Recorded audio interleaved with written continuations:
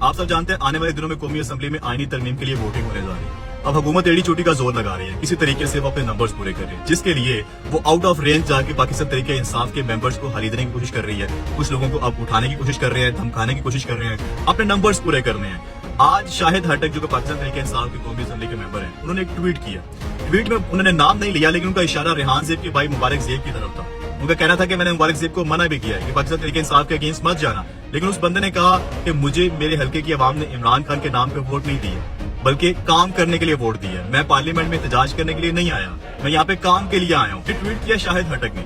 اگر تو یہ بات حقیقت ہے تو مبارک زیب صاحب تیاری پکڑ لیں. باجوڑ کی گلیوں میں عوام آپ کو سرعام گھسیٹے گی, عوام آپ کو بتائے گی کہ عوام نے آپ کو کس کے نام پہ ووٹ دیا تھا. مجھے یاد ہے آپ کی ساری الیکشن کمپین عمران خان کی تصویر کے اوپر ہوئی تھی. آپ کو جب عوام نے جتایا تھا تو آپ اپنے گھر کی چھت کے اوپر عمران خان کی تصویر لے کے بیٹھے ہوئے تھے. سارے کے سارے لوگ آپ کو مبارکباد دینے آئے تھے کہ لوگوں نے آپ کو عمران خان کے نام کا ووٹ ڈالا ہے. اور اگر آپ کو یہ غلط فہمی ہے نا کہ عوام نے آپ کو کام کے لیے ووٹ ڈالا, عمران خان کے لیے ووٹ نہیں ڈالا, تو پھر آپ ذرا مہربانی کر کے اگینسٹ جا کے دیکھیں. پھر باجوڑ کی سڑکوں اور باجوڑ کی گلیوں پہ یہی عوام آپ کو بتائے گی کہ اس نے کس لیے آپ کو ووٹ ڈالا تھا.